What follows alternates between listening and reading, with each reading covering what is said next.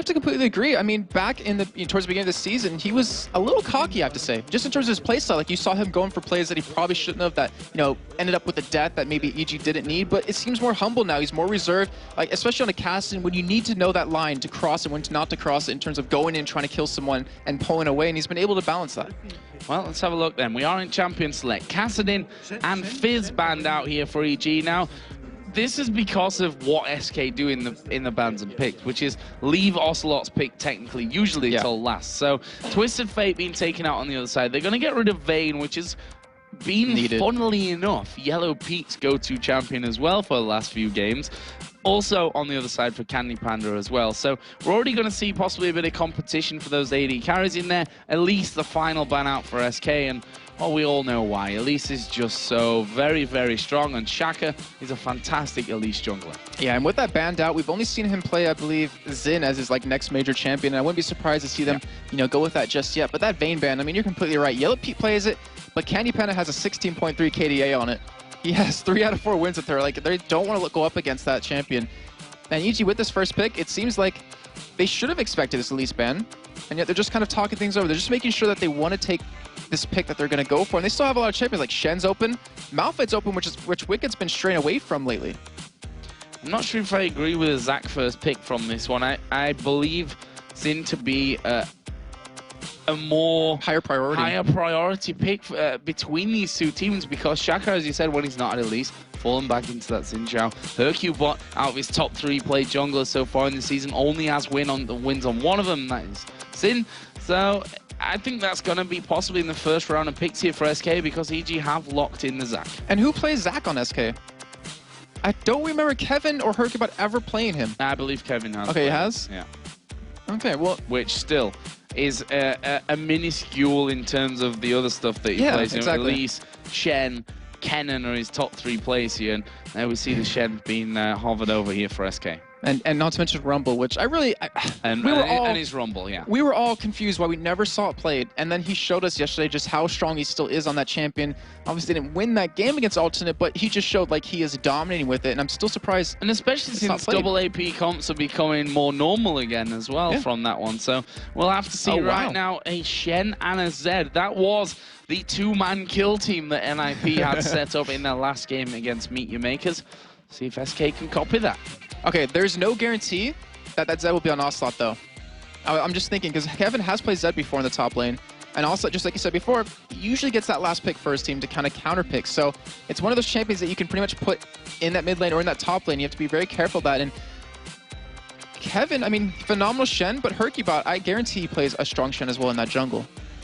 What are EG going to go for? We saw them earlier on playing a Yorick, obviously with Wicked there, which for me is another thing you can work against Zed, because if you have the ultimate on your AD carry or whoever you want to go with there, and Zed bursting down, then you still have him for the duration of the fight. It lasts long enough for that. So that could be an option for them either way, which would mean then that Zac would have to go into the jungle with Shaka. So we'll have to see about that one. Right now, they're just switching around a lot, so I don't want to comment on exactly what they're going to go for, but it will be actually Fiddlesticks and Varus locked in for EG. Yeah, so Krep, he's been talking with us a little bit about his Fiddlesticks. Hasn't made it public just yet, but he's been saying he really enjoys that champion. It really fits quite a few roles, and when you pair that in with a Varus, like the ultimate of Varus comes down, free Fiddlesticks ultimate, you're going to kill that person with the fear, with the silence. And late game, when you have a Zed, if you catch him with a fear or silence, all that damage is gone. So it's pretty much just like a Yorick, it's pretty much just like a Kayle. You can mitigate a lot of that damage if you pair that in with Exhaust. And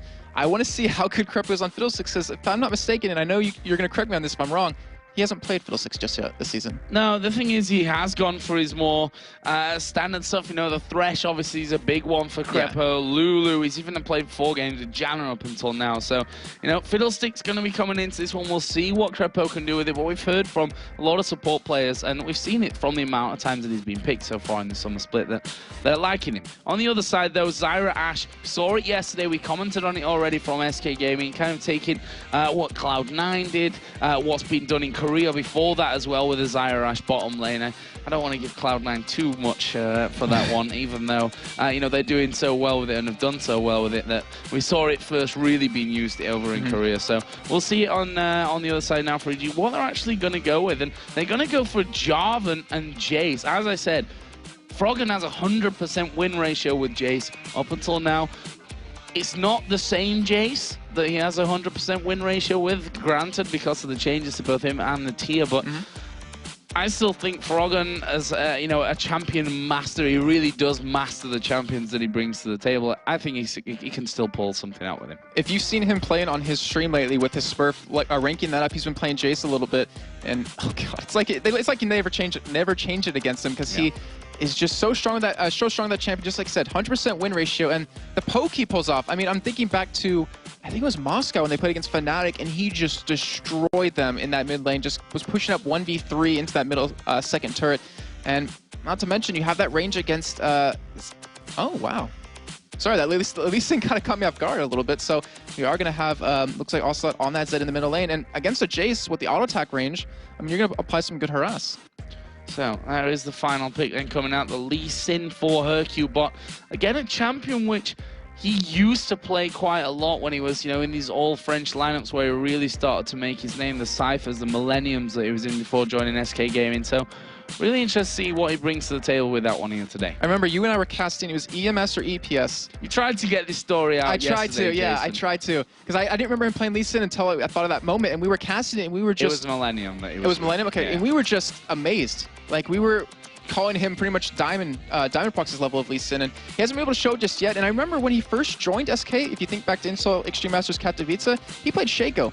Like, he plays all these like random junglers, but he just never has the opportunity to do it. And Lee Sin, back on one of his, you know, to me, it's a comfort champion for him. It's going to be awesome to see how well he does. Well, we'll find out here in just a little while there. Evil Geniuses on your screens, looking in concentration mode during setup. The laughs all around, but now, you know, getting down to that serious business time. There's no real joking coming into this one. Everyone concentrated on the prize, which of course is a spot in the playoffs, and you know, then fighting for the world playoffs. That's a stage that everyone wants to be on coming out of the summer split here for this. So we'll see if they're able to pull this one off. One of these teams is going to make a move somewhere in the table, whether that's SK, you know, jumping closer to Gambit's position and maybe more importantly away from Meet Your Makers in the last spot, or Evil Geniuses, who've really turned on the heat in this last couple of weeks and stepped up their game, now above Gambit in the table. Gonna have that opportunity, like I said, to go level on 12 and 11 with Ninjas in Pajamas, leaves them just 2 wins away from Lemon Dogs right at the top. And everyone was waiting to see Evil Geniuses and SK really step it up, because they've been very quiet this entire season, and there's no better time than right now. And SK, I mean, we talk about Evil Geniuses playing better over the past few weeks, but honestly, so has SK. Ever since, you know, Tenerife, even I believe the week before that, week 5, they've been picking up some much-needed wins. They haven't looked as solid. They've looked a little bit inconsistent, but we know the skill's there. We know the team that they can be, and it looks like they're trying to bring that back, and they're going to go for an invade here, but Shaker will spot him with that flag. Yeah, SK. No worries here. They are charging on forward over towards the blue buff of EG and putting a ward down there, Nif, just by the curved side bush as he goes through. One over on the bush by the blue buff as well, and SK will make a swift retreat. Over the other side, Crepo has already gone on a warding mission as well, and he'll be trying to get vision on that side of the map for his team. And remember last game we were talking about what's the point of putting these deep wards if you're not really going to go for an invade and you just pretty much trade the buffs anyways. But right now SK, they go from the blue of Evil Geniuses straight to the red. So they actually kind of are preventing Shaker from like taking his own blue right away. Like they have the vision and they're actually just going to take the vision on the red and then back away too. So that's a lot of wards to commit so early on, and that makes them more vulnerable in that laning phase. Well, so I think one thing that they've got in mind here is how aggressive Shaker is, and having vision on both sides of the map is obviously going to give them an advantage. Or I say an advantage, certainly the knowledge to create an advantage from that. Obviously, you don't get an instant advantage just by knowing where the opposition's jungler is. But the start will be on the red buff by the looks of things. Lane swaps coming in as well, as we see here for Evil Geniuses with both Yellow Pete and Crepo headed up to that top lane. They'll go up against Kevin Shen. That will actually leave Froggen here to try and shot blast away. Oh, it was so close. It was so ridiculously close there for Froggen.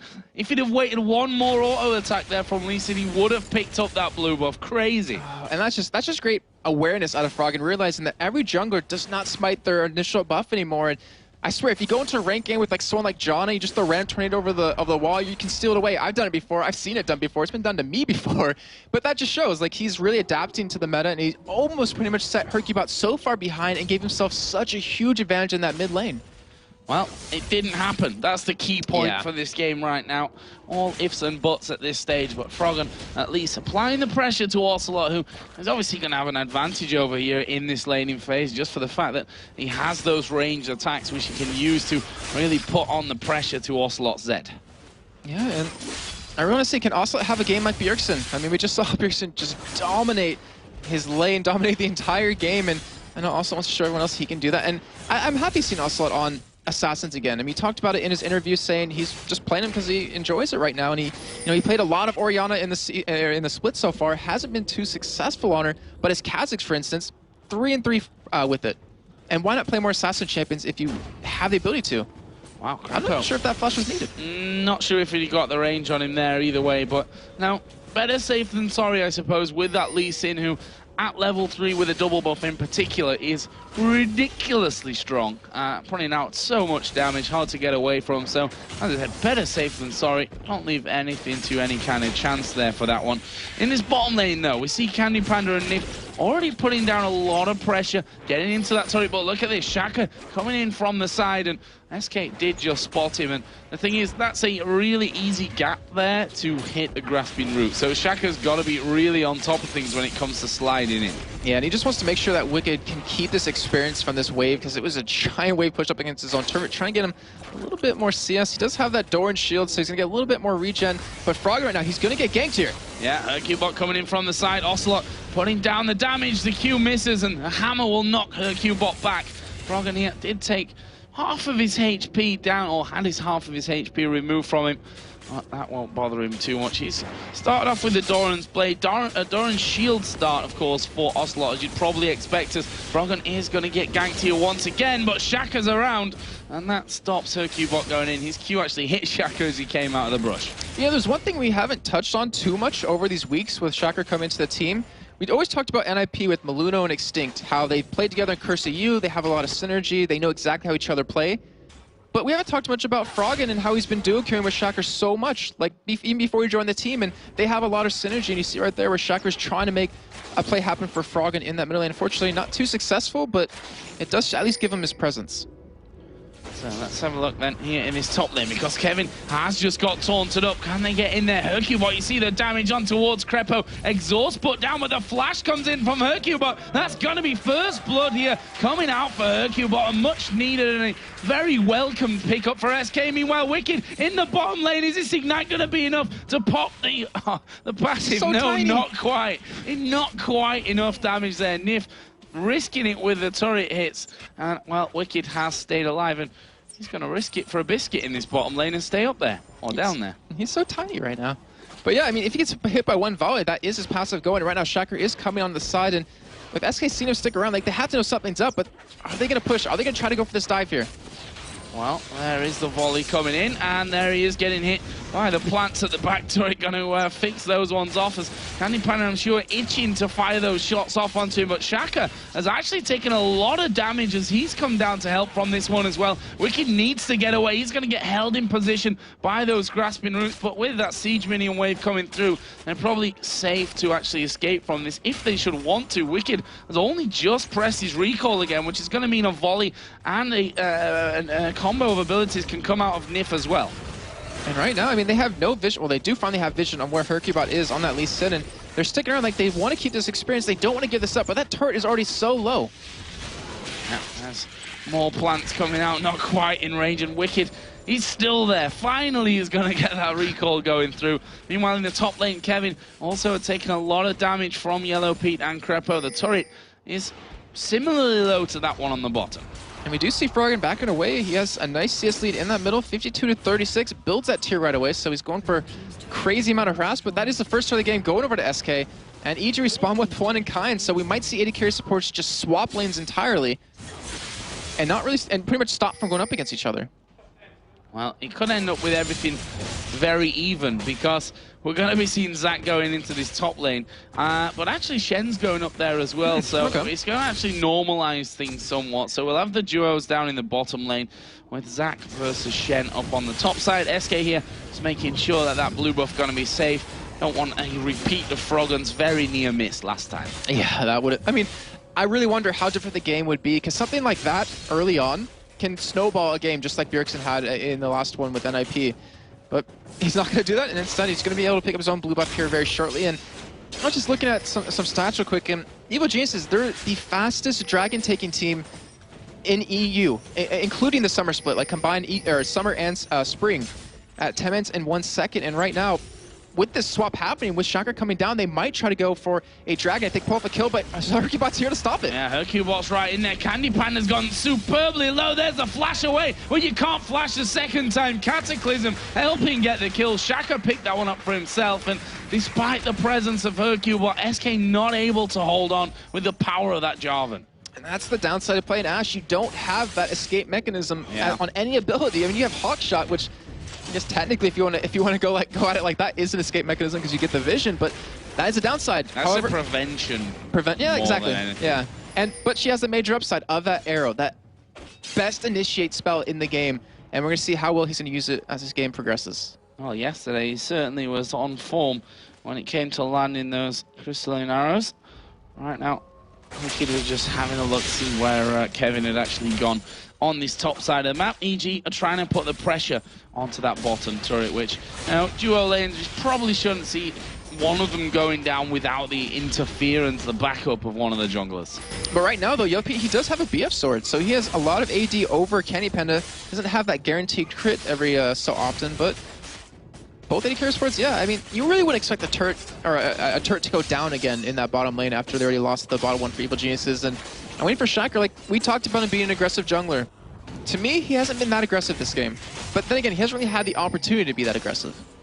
Yeah, that's one thing you gotta always think about is where is Shaka's biggest opportunity from this one? Is it on the Shen, who's playing more careful here because of the fact that the tower's down? Is it on the bottom lane that's got the multitude of slows out of Ashe, the roots coming out of Zyra, even Stranglethorns and the arrow even you can use to stop that coming in there. Zed, who's slippery himself. So I think it's hard for Shaka to actually single out a champion right now that he's, you know, can guaranteed a kill with. Oh, well, SK looks like they're actually going to go for the first dragon. They do have a pink ward. It is going to be spotted by Shaka, though, and it's going to be a very ballsy play by them. This guy should be a very big play if they do take this dragon. A nice amount of gold, but EG, they're coming in from the sides. They want to stop this from happening, and when there's a Fiddlesticks who's level 5, he doesn't have the opportunity to ult into that wave just yet. If he is level 6, that threat will keep SK away from that dragon. Yeah, and that's why they started to go back down there, try and get, you know, up to level 6 from this one, but everything that he's got, even without that ultimate, could be enough for Shaka here. Going to get engaged on the arrow.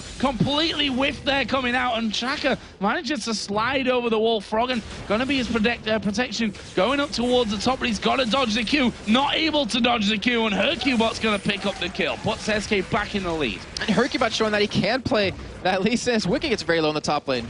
Yeah, very low, but not going to get his passive pop there again. And almost coming in range for the Vorpal Blade, which I think would have probably finished him off. Either way, that kill onto Shaka takes the smite out of the game and takes the probable likelihood of a steal on Dragon to 0. It's going to go to SK. Yeah, it's a great job by them. Great job by Hercubot, too, to pick up that champion, which is on his back burner for such a long time, and to pretty much play it with style. He has all the kills for his team right now. He's pretty far ahead, and already has the spirit of the ancient golem dub, but now Froggen coming for a gank on a Kevin. Yep, and you see the damage already with that shock blast. Here comes the hammer. Wicked not at all worried from this one. He knows he's got that passive available. Will get procced, actually. Froggen couldn't quite finish off Kevin before that happened, but Wicked, you don't lose anything for having that passive proc. You just got to play a little bit more careful. And importantly, it didn't actually use his flash, by the way, there, Wicked, so rather the passive go down. I think the passive is on a longer or a shorter cooldown. Yeah, it is on a shorter cooldown, if I'm not mistaken. But right now, like Froggen, more importantly, he got a kill. Like, he's already winning CS in his lane. He's already made, so also has been able to pick a thing up. But Krepo goaded on Nim. Oh, this is bad news, but Krepo actually underneath the turret. It's going to be enough damage, though. And really, EG managing to combine perfectly. Zyra couldn't actually, or Nif I should really say, couldn't quite manage to snipe off Crepo there with the passive after death. But another great chain of, that was a pun, not even intended. I was going to say chain of events, but of course the chain of corruption coming in from Yellow Peak, followed on by the ultimate out of Crepo, and you just don't escape it. We said it so many times before that as well as amazing kit in terms of crowd control for Fiddlesticks, his ultimate does so much damage without any AP behind you. Exactly. The base numbers on it are just fantastic, and it allows you to build straight into support items, or even in new 10 Dude X's over in North America, just build a tank out of them from the jungle. And we're going to see how it's going to work, because obviously what's really bad about this, about Fiddlesticks, is if you don't have control of vision around the map. If you can't get that sneaky Fiddlesticks ultimate, if you can't get SK to engage upon you, then counter it with that, then you lose the entire purpose of him to be able to get in there quickly to, fear or silence one or two targets. So let's have a look at gold here. 1,300 the difference between the two. We're going to see Kevin and Wicked now facing off in this mid lane. Kevin a little bit of ahead of him there in terms of items with that Sunfire Cape already done. Wicked got the works of it. Both obviously going with Dora and Shield. Kevin deciding to go to that Sunfire Cape rather than into the boots that Wicked got earlier on there as well. And there are the statistics for the Shen for Kevin. Picking it up here for his 4th time running, so he obviously big favour of that one. Well, it's a Shen at the end of the day. Who's not? Well, who's not a fan of having it in the team, I'll put it that way, because there's a couple of top laners who don't like to actually play the Shen. I'm not going to say any names, but they're French. So we do have Ocelote, though, farming up these double golems. He's trying to keep up with Frog, and like Zed, I mean, you're such a strong champion overall, and farm really helps you out quite a bit, but what gives you such a big advantage is getting kills early on. Like, if you can make that happen, it puts you so much ahead of the other person. And right now he's level 11, so he's keeping up with Frog in terms of that, but right now EG, they're going for a 4-man push on this turret, and Kevin's the one to defend it, so they should be able to get that for free. Hercule actually coming in from this one, and I was wondering if EG were thinking of maybe jumping on top of Kevin there, because he went down really quickly for what they had going in on top of him. In the end, though, deciding against that. And look at EG, already started to ward deep after taking down that top outer turret. Ocelote's just trying to get as much farm as he can from his top side. And EG going to be setting up a bit of a trap here, and may challenge for the red as well. And what's really weird, actually, we'll wait a second, as he's going to go in for the steal here. He does have Smite. Oh, and there we go. Use the Shock Blast with the Smite there. Brilliantly done, Shaka and Froggen, and that just shows you the synergy between the two. Communication already down. They've played so much solo queue together, as you said before, even Shaka came into the EG team itself, and that's the kind of thing you can do if you know how you're playing with your teammates. Yeah, exactly, and one great thing about them taking that top tier 1 turret is the fact that they can contest the red buffs like that, because if you look at SK's lineup, a red buff to them is worth way more than a blue buff, and by taking that away constantly, which they should be able to do since they have the timer on it now, you're really hurt them. You're going to hurt Ocelote quite a bit, who kind of maybe will need it, but Kenny Panda, he obviously could use the extra damage too. Yeah, as energy champions, which do still benefit obviously from the blue buff itself, but the red buff, as you said, is going to be more crucial, as we are going to see the arrow coming out here onto Wicked. He's going to use Let's Bounce, but he gets pretty much locked up. Stranglethorn's not able to hold him in place, and he lost about half of his health from that, which honestly, for those ultimates, is not really what you're looking for. Well, the thing is, he would have died, but he did something amazing. He flashed ahead of Hercubot. Like, he realized what Hercubot was trying to do, trying to kick him back into his team, and he flashed over, and Hercubot was just a little bit too late, or Wicked was just a little bit too quick, and that honestly prevented his death. And he lost a lot of cooldowns, but at this stage of the game, I mean, just staying alive is the big thing, especially when dragons come up in a minute. Yeah, 1 minute for that one as a blast comes through. Froggen, who is ahead of Ocelote in the farm, got brutalized in there, got that man immune as well, which obviously is going to be stacking up a little bit easier than just having that tier in there singly. And he's just going to stay in this mid lane because he's such a champion that you can't leave alone in that mid lane, because he can push those minion waves out so quick and then do a lot of damage to your turret very fast. Yeah, he can. With that W in his ranged for him. And right now, EG, they're setting up for a kill on a Kevin here. If they get this, they have a free dragon right after it. Kevin's got to be a little careful. He's very tanky, but it's all about that Sunfire Cape when you have Krepo doing so much, and you have the CC. But here comes Froggen from the side. Here we go. They're going to go for it. Where is the Chain of Corruption? Actually, Kevin trying to get away. Chain of Corruption is going to land. Kevin is going to burst through that one, but is he going to get away from all the damage? Krepo has to flash out in the end. And EG pick up another one with that exact combo that we were talking about earlier. There's the Hawk shot coming down. Arrow's going to come off cooldown in a sec. Krepo needs to be shielded from it in the end. Candypanda decided not going to be worth it. Yeah, and that dive, I mean, it worked out well because they got the kill, but it could have gone a little bit cleaner because they might have been able to pick up an objective right after that. But either way, a kill is a kill at this point. You're up 4-2 as Evil Geniuses. You're down gold right now, but at this stage in the game, that's not that much.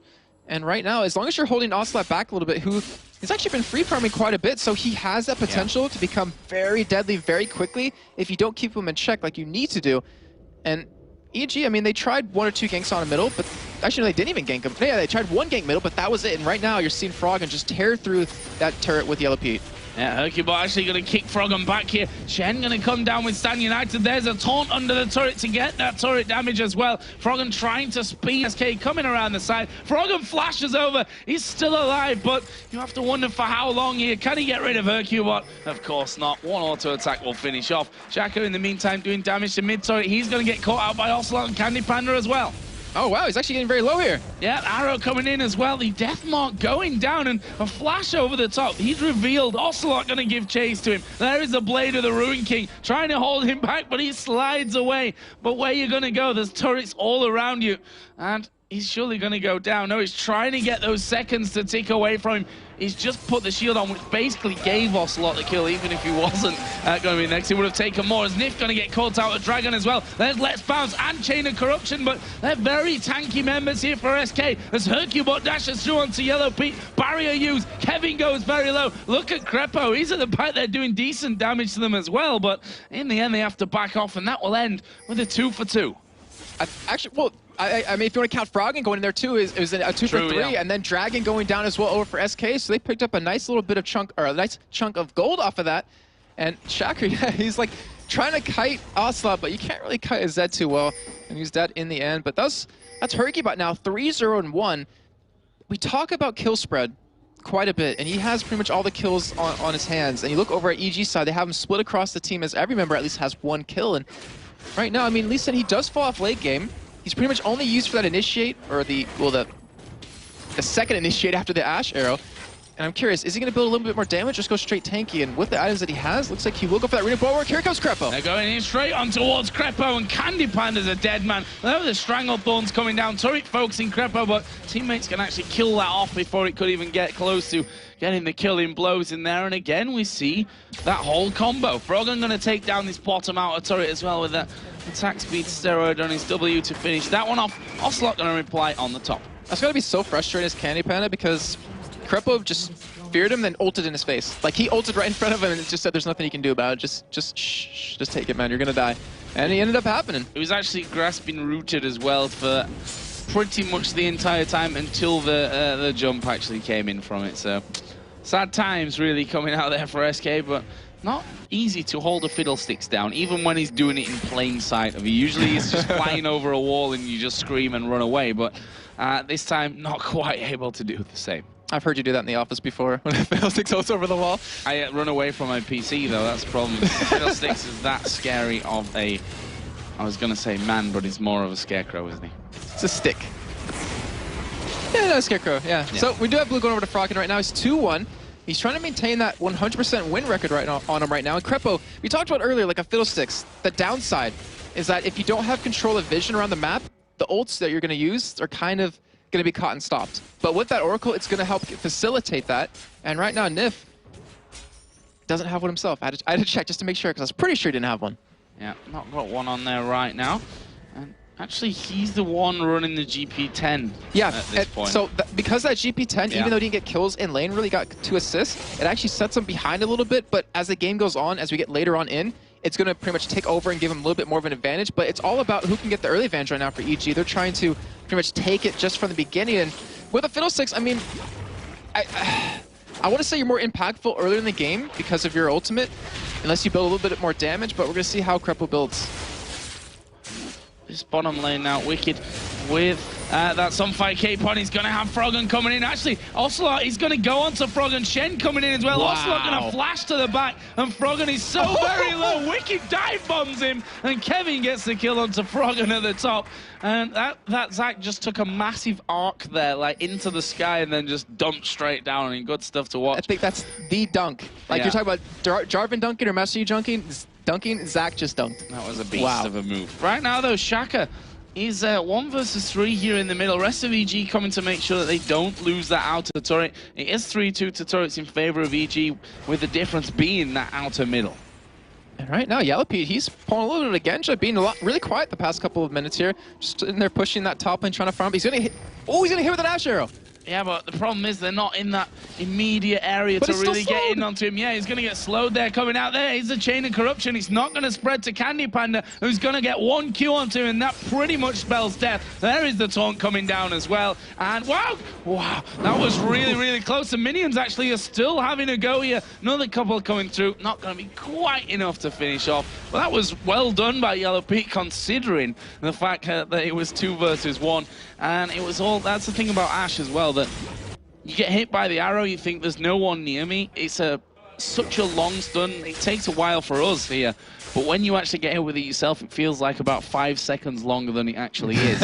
And then you get hit with a volley, and as soon as you're in range for a Q, you pretty much say goodnight against Ashe. Yeah, you're like, yep, I'm dead. Might as well fight it out. And like you were saying, he almost actually won that fight against Candy Panda. Except that Infidia's just kind of held out a little bit more than his did. And Krepo, with this Oracle, I have to say, he's cleaned out a lot of wards. He's really given them a lot of control. He's missing a couple right now because Nist's been doing a fantastic job with just replenishing them over and over. And you might look at it as this way. Look at the Philo Stone. It didn't give an early advantage for an early Oracle, but it's allowing him to keep refreshing this ward coverage. And there's the Oracle now. So got like 3-4 minutes later than Krepo, but they haven't really been able to make any big plays off of the Oracle that EG had early on. And picked himself up an extra pink ward in there with that one, so it's probably going to go down to a high priority target. Dragon coming up in 30 seconds or so probably is that target as Ocelote waits in the brush. Cue the jostling. Ah, stalking his prey. It's kind of like a mosquito stalking an elephant at that point, though. Wicked is pretty tanky now with that frozen heart in as well. I'm trying to think about that analogy. Just like, Yeah, no, it works though. It's like, I mean, there's no way he's going to take him down with that Sunfire Cape, with the Frozen Heart on top of that. That's too much armor for Ocelote to deal with, unless he has that Last Whisper, which he's still currently building right now. And EG, they're starting to group up here. They want to force a fight, and right now SK doesn't have too much vision. Obviously, that Q's going to help him out with that. And I believe, yeah, Dragon is up right now, so they want to contest this. They want to be able to take this first Dragon for themselves. I don't think it's going to be able to happen for them, though. Krepo has cleared pretty much both of these routes in towards that blue, in towards the Dragon now, except the blue buff side, which actually is going to be finished off right now. So the thing is, they've got complete vision control here, EG. SK are going to be flying blind, and from what their teammates can see, as Hercubot's going to go in there, we are going to see Shen joining the party as a Cataclysm is quite good. Chain of Corruption comes in, YellowPete and Candy Panda are fighting at the top. Ocelote going on towards Froggen, he gets the kill, but Ocelote will die here to Shaka. Meanwhile, on the top side, we did see YellowPete go down. Krepo died as well. Kevin here being focused by Wicked, but he's got so many men attacking him. Is he going to get away? Well, he's going to get his passive propped, and SK are trying to do it all over the wall. They got one more bit. Sunfire Cape ticking. There we go. Oh, Captain stealing it away, waiting for that. But that was a really interesting fight. So EG, they got Dragon. Good job, guys. But you lost 4 members, and SK only lost 1. So in the end, SK pretty much coming out ahead in that. And it was a really interesting fight too, because Krepo. Actually, no. Let's start with Nif. He got an amazing ultimate off. That Strangle Thorns locked down Evil Geniuses from leaving that pit and just kept him out of the fight for a long time. Krepo got knocked up, so he wasn't able to use his ultimate anytime. Then he actually flashed away to get out of range so he could find the ulti. And then YellowPete dodged the arrow and it hit him instead. So it locked him down for a little bit longer. Then he finally used it at about a 5th life and just sat there on the main tanks with Hercubot and Kevin. Unfortunately, wasn't able to kill them. But, you know, great fight by SK to really space them out and take advantage of their whole, composition. So let's have a look at some of the items coming in. SK have got double Runic Bulwark already finished into this one. On the other side, just the Aegis so far with Shaka. which he's doing a red buff right now. I think he might have a decent amount of cash to actually be headed home with. Or just 350, so that's going to take a little while anyway. So he obviously just went in there a few seconds ago, and actually, yeah, he did. 26 minutes in, so he's only had that 50 seconds right now. So he's going to be a little bit behind when it comes to picking up that runic bulwark. I'm looking at Shaker's items, and he has the no magic mantle to build into runic bulwark, but why would you build that right now? I'm looking at the other team because, you know, Kevin does obviously do a little bit of magic damage, but you're against pretty much a full AD team. So you could probably leave it at Aegis, go for another route, build another item, then come back to runic bulwark if you want to in the end. But obviously, I mean, he's a much better player than I am, and his story actually going from a 700 ELO player to 2300 in such a short amount of time it's pretty awesome. There's hope for us all, apparently. Although I think duo and Froggen might have helped out on that front as well. So Quicksilver Sash here added up for Froggen. Speaking of the devil, also got that last Whisper and the Muramana Brutalizer from earlier on. Man Immune, I should probably not get too far ahead of that one. On the other side, pretty much similar there for Ocelote, as we are going to see him now becoming the focus of being stalked, as that bottom lane of EG are moving in with Wicked as well. The Zaku is now significantly bigger than earlier on when he was in trouble, but here comes Shen. Yellow Peak down to half. There's a death mark going out. Won't quite finish off though with the use of the barrier, as well as Ocelote had the chain of corruption spreading over to him. Wicked here trying to blast Ocelote down. Ocelote is going very, very low. Wicked got vision of him. Let's see if he can dunk him down one more time. No, it was so close to connecting. He's going to keep going for this one though. He's done a good job, but he has to back away because SK are actually pushing the top lane down and have taken the inner turret. And look what we're seeing. This is like an exact replica of what we saw in that last game with the NIP. It was Mimer and Bjergsen then. Now it's Kevin and Ocelote pretty much two-man grouping together and stopping Evo Genesis from making some plays happen. Now they're going to get an inhibitor turret for free, I think. Well, or at least get it really low. Shaka's trying to hold them back from this one as Hercubot just scoots out to Nif as the knockup almost connected to him halfway through from that one. Wicked now is going to finally get himself home. Already had it in that Haunting Guise, which I say already, he just literally picked up as he came back with that one. So talked about most of the items here, but not quite the AD carries right now. So let's have a look at them. Yellow Peak starting off here with Varus, got the Bloodthirst, the Zeal, and a last Whisper over on the other side, comparing that to a Negatron Cloak coming out for Candy Pandas. Wicked and Ocelote again going to go head-to-head in this one. Deathmark and a full combo gets Wicked down to half HP. I can now finally get back to Candy Pan, who's just finished off from that Negatron Cloak, of course, that Quicksilver Sash. Yeah, so Ashe is a very interesting champion. I mean, you're mostly prioritized just for your Initiate. You do a lot of damage. You have the potential to kite really well and to chase, but you don't need to build full damage right away. It's kind of like a Vayne where, you know, you build your Blade of the Rune King Fan Answer, or you just go Blade of the Rune King, then like a defensive item if you do need it. Wicked actually going to get very low here. Ocelote, he might be able to pick up the kill. Yeah, he's going to keep going the Death Mark, of course, using that last encounter between them, so decided not to go in for that one, not to carry on through that one. But yes, he's got a lot of armor as well there as well, so as well. Great English skills, Joe.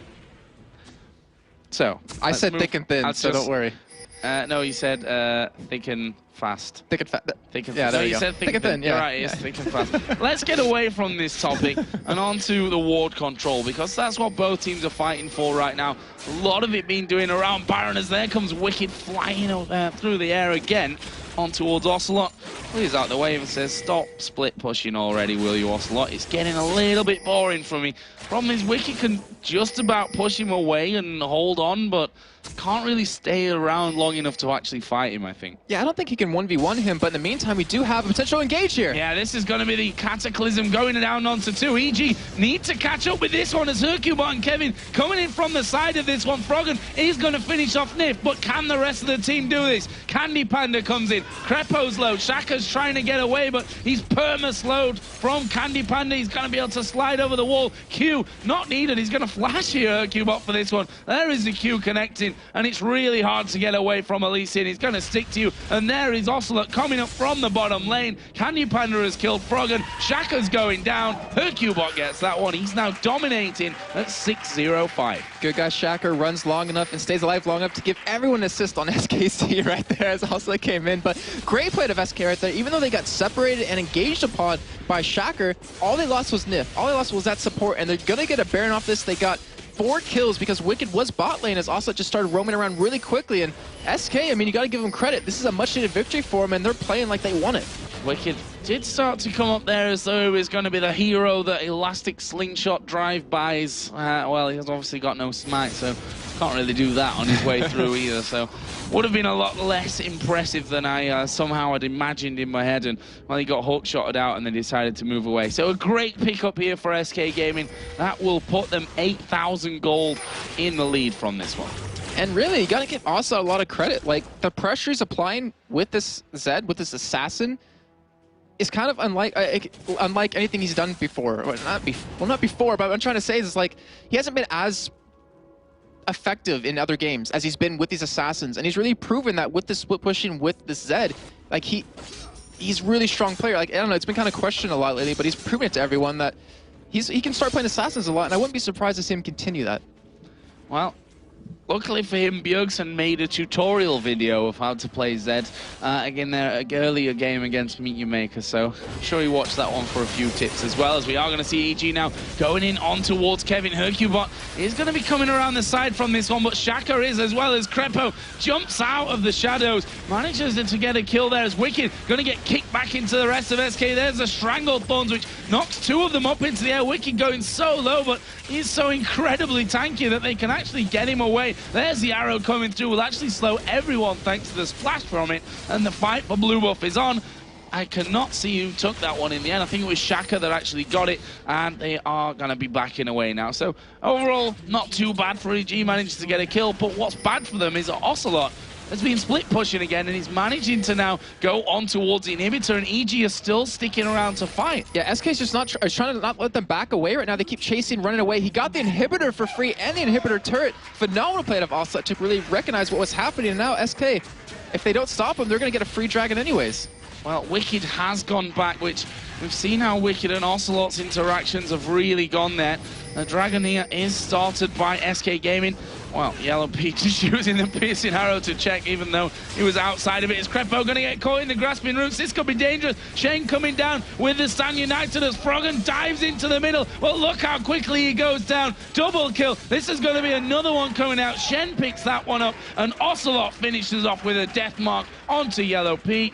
And that is 4 men down.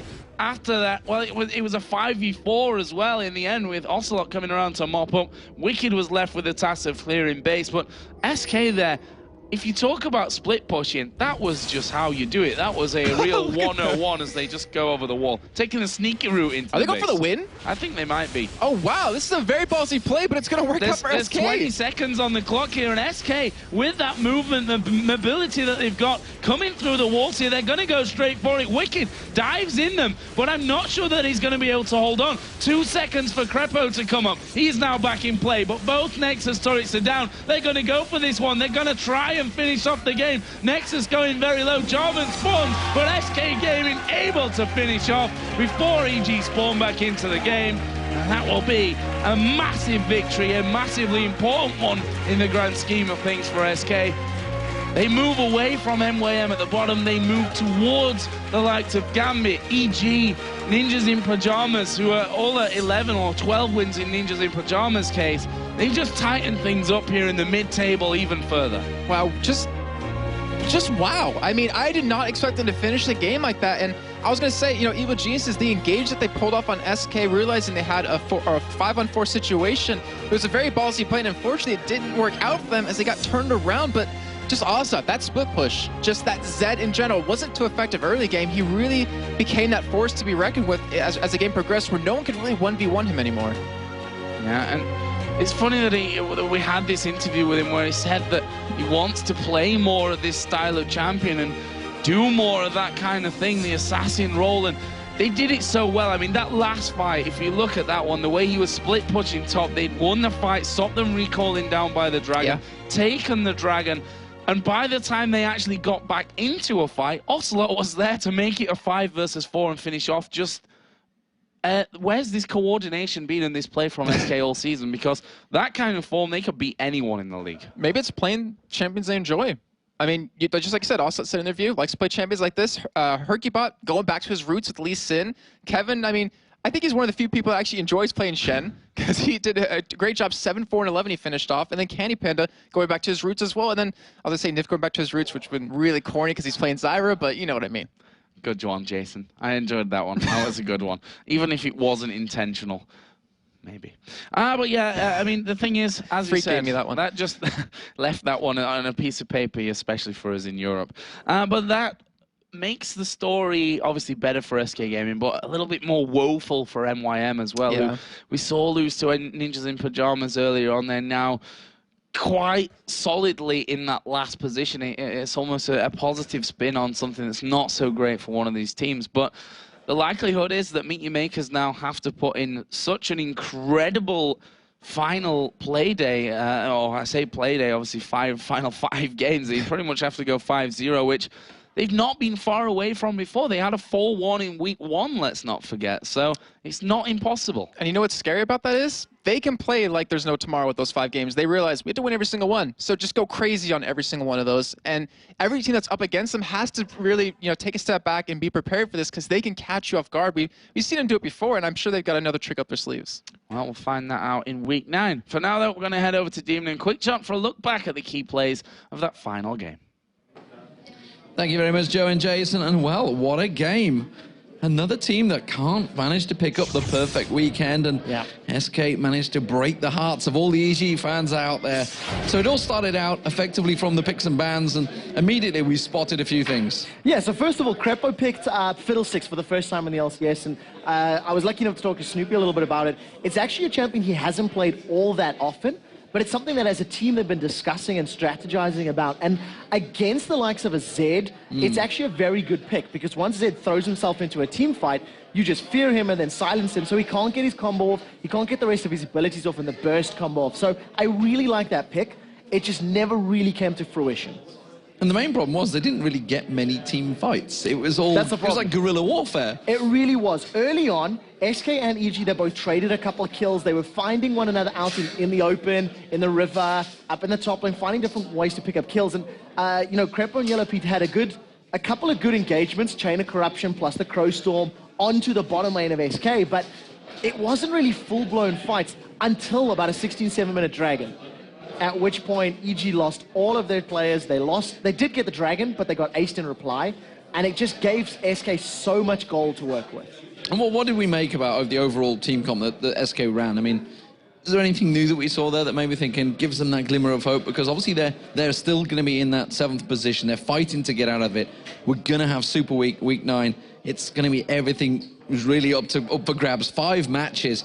We've just seen nobody's gone 3-0 this week, as far as I can remember. Pretty sure nobody's gone 3-0. I was trying to think of it just before I came out here. There's got a number of 2-1s, but again, it leads it wide open. Everyone can beat everyone. The thing that I think we can take away from this particular game is that SK had very good individual performances.